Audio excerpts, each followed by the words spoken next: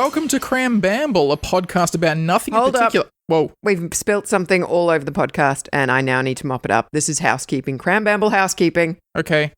I'm just going to pull the towel over myself because I'm naked. Oh, God. Why? Why are you doing Every this time naked? housekeeping comes in, I'm naked. This always happens, guys. Always happens. No, leave that bin alone. That's fine. I'll clean it. No.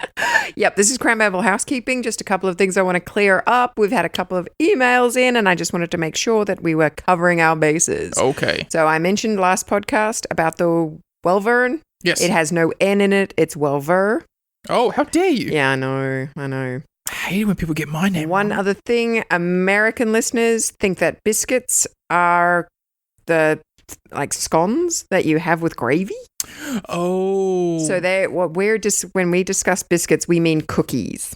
Oh, but cookies are round and have chips in them. Chocolate chips. Not like potato chips. Oh, can you imagine? I've just created something new. End the podcast, I'm opening a cafe. What have you created? Cookies with potato chips in them. That sounds disgusting. You wouldn't even eat the CCs in the chocolate. That's a thing here, guys. They brought out a chocolate bar with corn chips in it. That was ridiculous. It Why was would you do that? delicious. Banish that to an alternate dimension. They hell did. dimension. They did. It's now discontinued. Maybe that's where it came from. I enjoyed it immensely. Ugh, they should have product recalled that and the fact that it was terrible. Nacho chocolate. Oh, It's not so Joe disgusting. Oh my goodness. Anyway, so yes, when we say biscuits, we mean cookies. Cookies. But that's because we were colonized by the British. Oh. And that's why I asked Taz that this morning. I said, hey, Taz, you're Australian. When were we colonized? So I can actually give some sort of history. I wasn't here that particular decade. I was over in the Siberian steppes, and it was cold that particular decade. Your genetic material was. Yes, let's go with that. My genetic material. Because you're, 400 years old? Oh, that thank you. explains a lot. Thank you. That's the nicest thing you've said to me all day. My name's Taz. And I'm Kirsten. And we're going to be talking about biscuits for the rest of the episode. Insert crunch sound here in editing and continue. Excellent. We do love biscuits. So yes, this is our supernatural, bizarre, weird podcast where we also talk about biscuits. Science fiction too, technically. So I was thinking, yes. We know how we asked our listeners to send in their dick pics? Yes. Well. Did they go horribly wrong? I haven't checked the email for fear. No. It's all good. Okay. But some have got very creative and combined our topics together. So they've made ghost biscuits, which were quite cute. I liked them. Ghost biscuits. And please send me the recipes too if you make something particularly amazing. How do you make a ghost biscuit? Oh, they just cut them out into ghost shapes and then put some white icing on it. They were very, very cute. I thought maybe they'd reduced the translucence of an image and made it kind of see-through. Oh. I put too much thought into that. Too much thought. Or they killed the biscuits. How do you kill a biscuit? Oh, you've got to first bring it to life, like the gingerbread man, and then kill it. Yes. And then kill it. And then it has unfinished business and its soul remains here. The unfinished bound to biscuit. This cookie jar for all eternity. And then you can take photos of it and people will be like, nah, that's fake. Yep. But then when you run an EMF over it, it goes, wee, or whatever sound your EMF makes. That was another topic I wanted to bring up in this podcast, was that we need to start seriously thinking about some sort of Kickstarter or Patreon because I want one of those EMF readers. We could probably make one out of a toaster. No. Yeah, okay. When Taz inevitably electrocutes himself and I have to pay for his medical bills, guys, I'm going to need some help here. Yes. I'm going to make an EMF. No, don't make it yourself. But no, we need other gear. Come on, if you want us to go and investigate places and show you some real hard evidence, we're going to need some help. We are.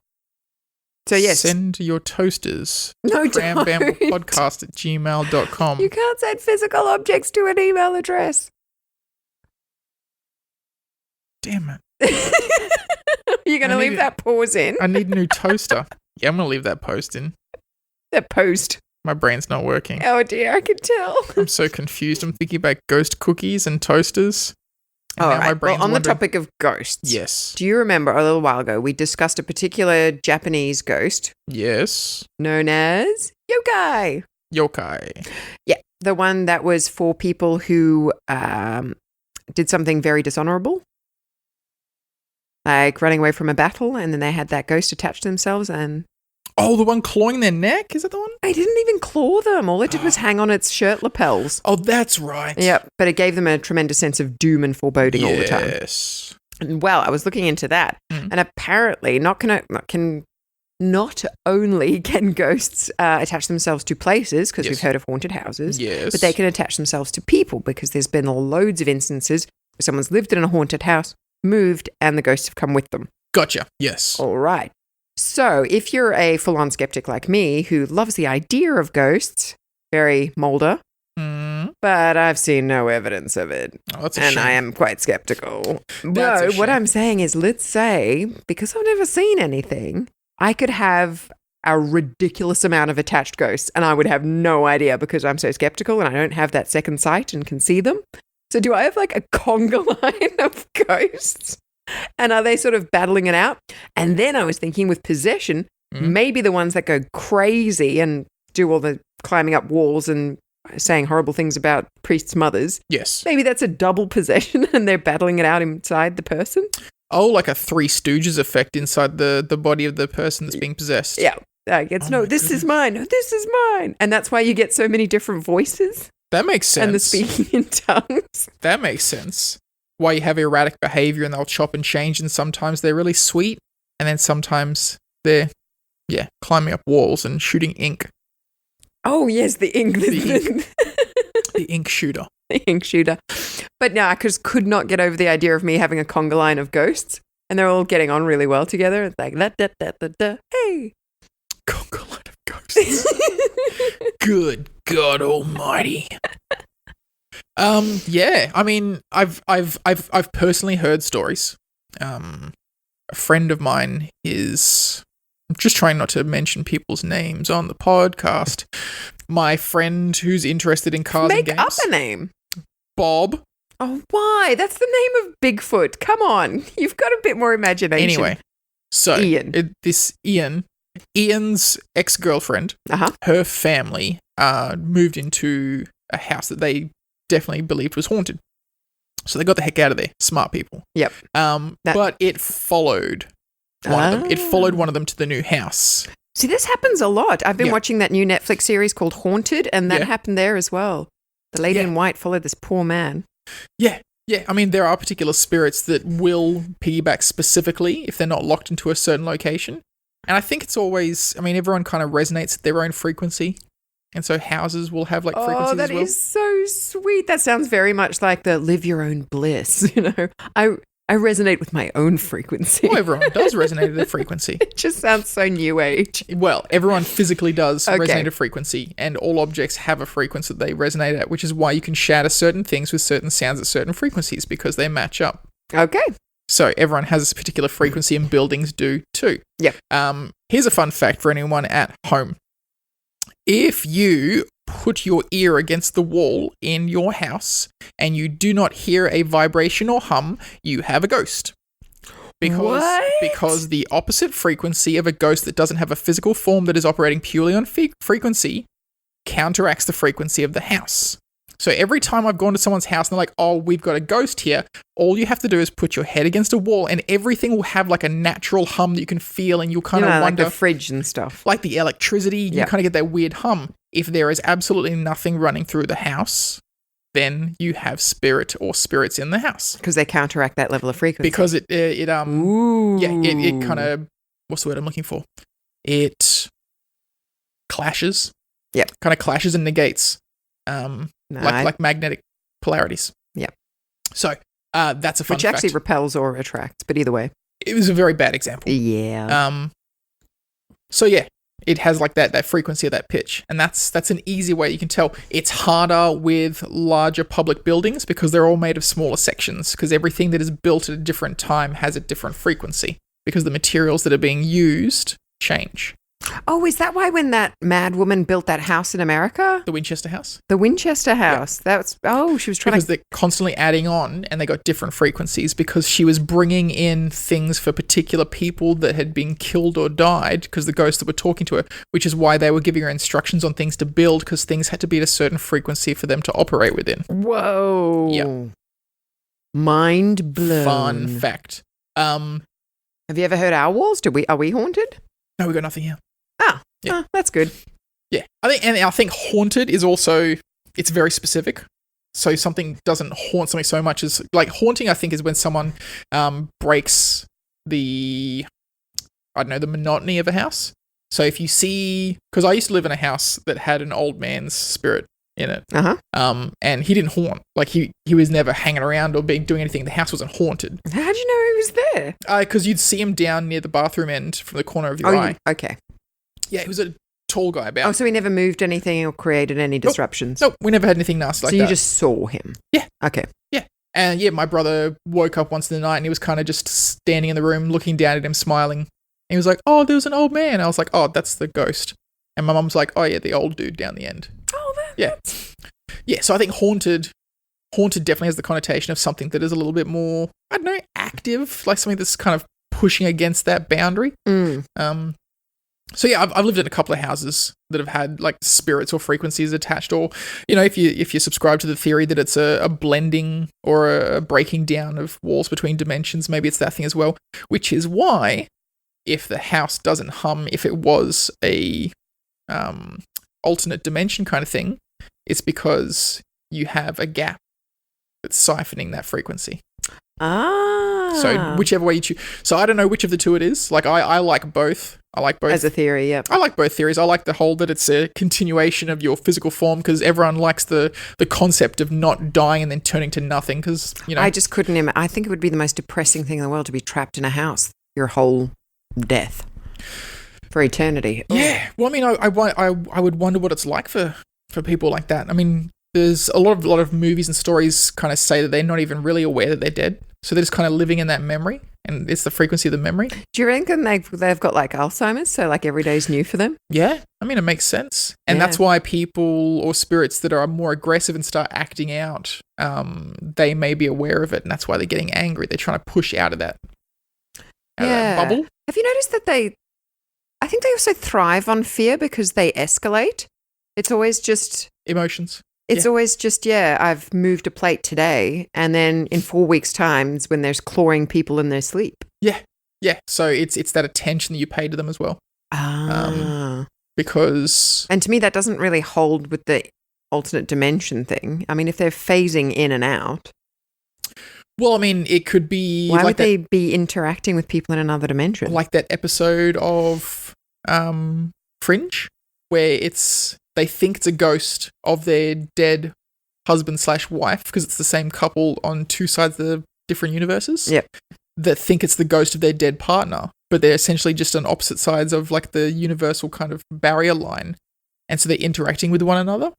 And so the person who's knocking over a plate in the kitchen that you're freaking out and screaming thinking it's a ghost is poor old, Joe knocking a plate off in his universe that you're then responding to and screaming. So he looks up and all he sees is a woman in a bathrobe going, ah! And he's like, ah! Oh my God, they're double haunting each other. That's hilarious. Yeah, so if it's like that kind of, that bridging. But then what about the crazy ghosts that sort of crawl across the floor? I mean, I doubt there's someone in another alternate universe going, I'm going to make sure that I look as creepy as possible with a broken neck. In an alternate universe, your house is a performing arts theatre. Oh gosh, that seems to a lot of performing arts in that dimension. It's Lucy in her third of the 4 years of performing arts that she's going to get a Bachelor of Arts performing arts, and she's like, I'm going to get a job with this. And then on the 5th year, she doesn't get a job, but she's really angry and starts throwing plates around. Right. Mystery solved. Eat your heart out, Ghostbusters. I figured it out. But I was just thinking about, they all seem quite malevolent. But I suppose the nice ghosts are just not going to be reported. People go, whatever. Yeah, I prefer the ghost theory out of the two. Like the alternate dimension. It just makes more sense. I think the alternate dimension is something that we can swallow more because it leans on science fiction, but because it's science fiction, it's closer to our perspective of reality. It's like, science fiction is just stuff we haven't figured out yet. Yeah. And even the smartest people in the world, like Elon Musk and Stephen Hawking and things, they all believed in alternate dimensions. Yeah. Well, I do too, but I mean, I think the two can coexist. Yeah. I mean, I can say I believe in it too, but I'm dumb as a post. Those guys were geniuses, and if they believe in it, yay. It feels more validated. Yeah, it really does. You're like, they've got more stuff in their brain meats. Yep. It's probably right. Yep. Yeah. Mine's just got like a monkey on a tricycle. Whee! Monkeys on tricycles are pretty cool. Yeah. But yeah, I'd love to be a ghost. When I die, I would love to haunt some fools. Oh, man, I just think I'd get bored. And maybe that's part of the escalation too. Be like, let's see if I can do this. Oh, or maybe it's also the manifestation of their powers as well. It's like, I can only tip over a can today. But, you know. Like the angry guy in the subway in Ghost, where he's like, you got to feel it in your gut. And he's like teaching him, Patrick Swayze, how to knock the can off the bin. Yep. Oh, I love that movie. Oh, Patrick Swayze passed away. Rip, Patrick Swayze. Rip. You're a cool dude. I don't know him personally. Neither do I. You know who's got... do you remember we were talking about celebrities? Yes. And whether or not they were probably either Who's most likely to be like a deal with the devil kind of person? Yep, deal with the devil or possessed. Ed Sheeran, yeah. You called that one. Yeah, I really did call that one. But I think Elon Musk as well. Like, absolutely. He is too smart. But he's smart enough that he worded his deal correctly. He didn't fudge it.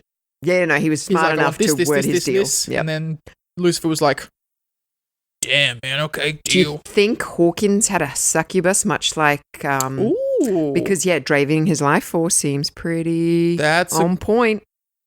Or he was a changeling. Go on. So in Irish and Scottish mythology, a changeling would be something that the Fae or wee folk would replace your child with, and they were often deformed or misshapen or had some sort of physical ailment or issue. Mm-hmm. And a lot of theories were that it was essentially the Fae folk were stealing your baby and replacing it with one of their elderly Fae, so they could have a relaxed life where the humans would just feed it and kind of raise it as their own. It could have like a nice retirement. So Stephen Hawking, who talks about black holes and alternate dimensions. Yeah. And he's like, I got a sweet chair. He's Fae. Yep. He reached his tenure in Fae University.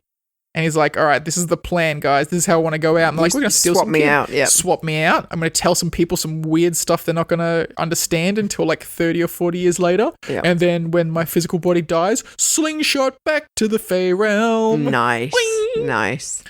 It does remind me of that Greek mythology. Mm. That one particular god who was thrown down by Hera, her son. Hephaestus. Yep. The blacksmith. Who ended up just being amazing. The best. Yep. I don't know a lot about Hephaestus. I think you and Charlie read most about it, but I really liked the concept of it. I did have Stephen Fry's book to help me. And him narrating. If you ever want to learn anything, just get Stephen Fry to tell it to you. Have you read both of them or listened to both of them? Mythos and Heroes, or just I haven't done Heroes yet. I've only done Mythos. So Mythos was about the gods, and then Heroes, I'm guessing, is going to be like Achilles and Troy and all that kind of stuff. Yeah. So look forward to me dropping those in. Peppering those. I into love the mythology podcast. in general. Oh, yeah. Well, I mean, look, it ties in with our theme, so I feel like it's okay. Yeah, as long as you don't use the stuff that's overused. I mean, that's the problem. I love Norse mythology, but it is so oversaturated in pop culture at the moment. I just want to take a step back from it and chill. Like, I have noticed that we've really, we've stopped referencing it. Yeah. Although I think we did talk about Jormungand the other day. Jormungand's pretty cool, though. Yeah. And that's not referenced enough. I think that's kind of amazing. Yeah, I think we humans, we like to focus more on the human-esque characters, which is why the gods we can relate with, even though they're gods, they still kind of have, 10 digits on their arms and 10 digits on their feet, and we go, oh, well, we're the same. And I think that's why I'm more attracted to the cryptids and the aliens, and because they are so unlike humans, I find them fascinating. Yeah. Like, the more unlike us they are, because humans are boring. Yeah. There's a reason they're called the mundane. Yes. Yep. Because they are. But not you, dear listener. You are fascinating. So I bought a lot of books about cryptids and things, and I was trying to research it. Mm-hmm. And obviously it's quite difficult to get like a proper description. And I this might be a bit of a jump, but I was reading ages ago a fantasy novel, and the character in it was trying to read up on an ancient godly race called the Elderlings. And so he had all these books and scrolls that he had about them, and he could never find a proper description of what they look like. And it was frustrating him, and he was talking to someone about it.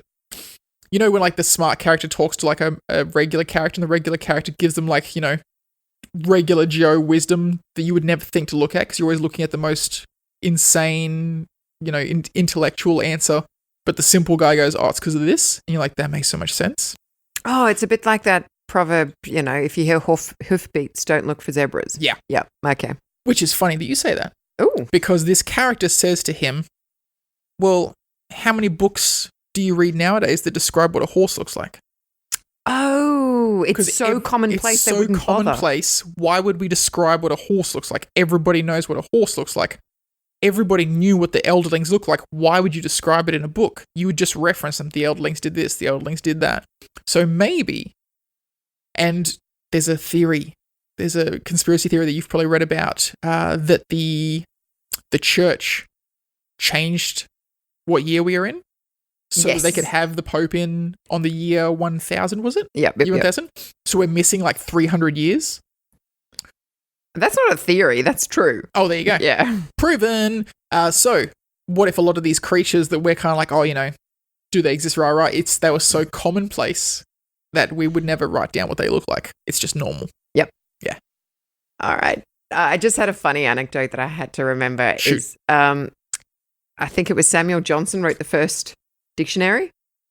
Oh, okay. No, it just goes with this because he put in, there were so many things he didn't bother putting in because he's like, oh, it's dumb. Yeah. Why would you put that in? Yeah. But he did socks, and the description was an article of clothing you put on before shoes. Like that was it. That was the entire entry. Yeah. Like he didn't describe what they looked like because everybody knows what socks are. I just thought that tied in really beautifully there. 1,000 years from now, we've evolved. We don't have feet. We got little nubbins. We don't wear shoes. People are going to go, what's a shoe? Sock? Yeah, what's yeah. A shoe? What's a sock? Why do we have nubbins? That's so gross. Because we get access to technology that allows us to levitate, or we live in space and we don't need feet. And so we start devolving. Do you think and we losing get those real shriveled legs? Because at one point they will be. Like they're not just going to disappear overnight. So we'd have these real gangly shriveled legs. Yeah. Ooh. Yeah, but however long it takes for that evolution. I think that was one from the X-Files. There was a conjoined twin that used to escape from the other twin's body at night and kill people. But its legs were so atrophied it could only crawl on its front legs. It was the creepiest episode ever. The original X-Files, like the first 2 seasons, used to do that and make you freak out until they started getting too deep into the whole, look how smart we are. And it was just stuff that was like... Oh, I love the original one. Oh, the original ones. They're all original, but I love the first the earlier episodes where they were just pushing that. Yeah, that was a particularly good one because they went to like a freak show, a sideshow freak show. So there's Mulder going, oh, this is so cool. Yeah. And Scully going, oh, they're suffering from this and they're suffering from this. That's a horse fetus. That's a cow fetus. Yeah. Oh. But yeah, no, the creepy conjoined twin that used to detach at night. Twins. Oh.